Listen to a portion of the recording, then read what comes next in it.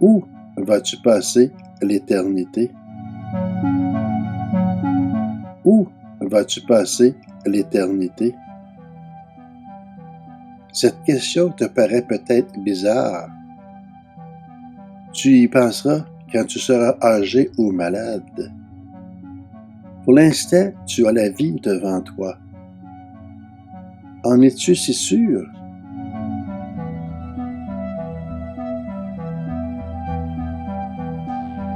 Tu sais, tu peux être précipité dans l'éternité à tout instant. C'est ce qui est arrivé aux 200 passagers de cet avion qui a disparu dans l'Atlantique, au large du Brésil, il y a quelques années. Ils ne pensaient sans doute pas à l'éternité en montant dans l'avion. Où sont-ils tous maintenant? Ont-ils simplement totalement cessé d'exister et perdu toute forme de conscience? Ou bien se sont-ils réincarnés? J'aimerais te parler de la réponse que donne la Bible à cette question.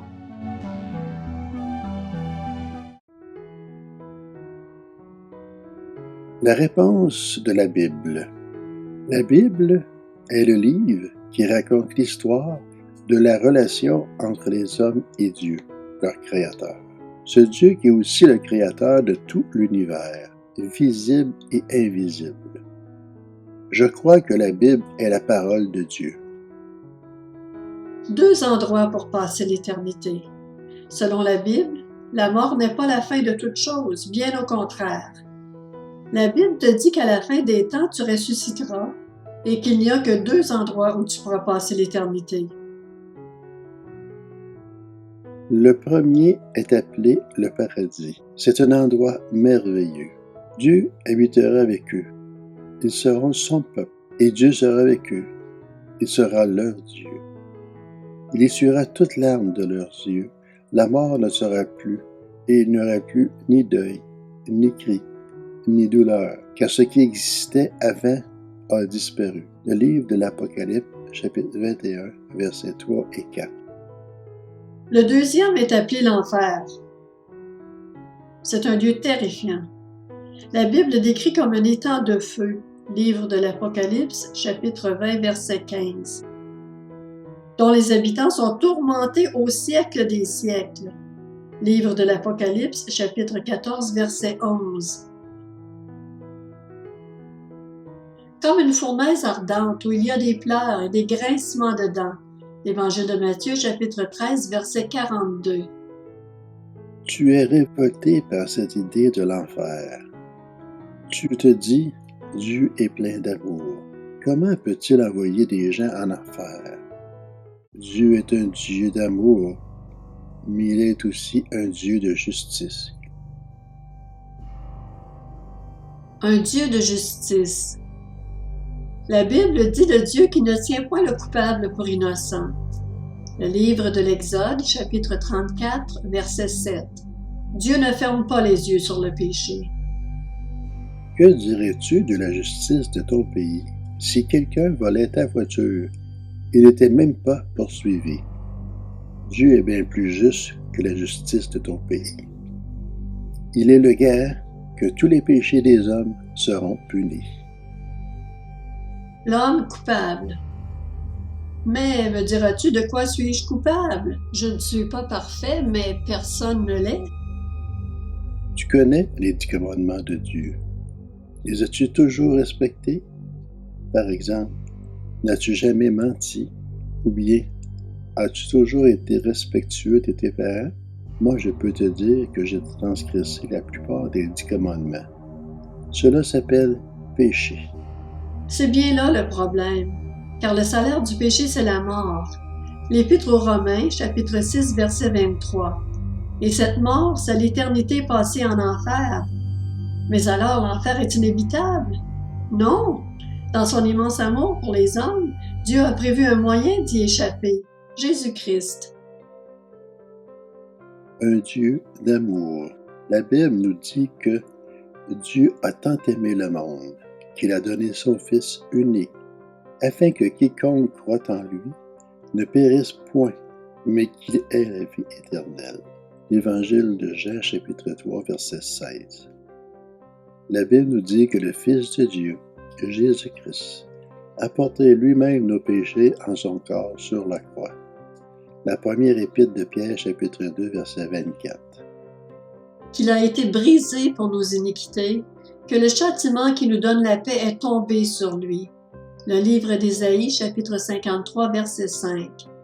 La parfaite justice de Dieu exigeait que tous tes péchés soient punis. Jésus-Christ, Fils de Dieu, entièrement homme et entièrement Dieu, a pris sur lui toute la punition que méritaient tes péchés.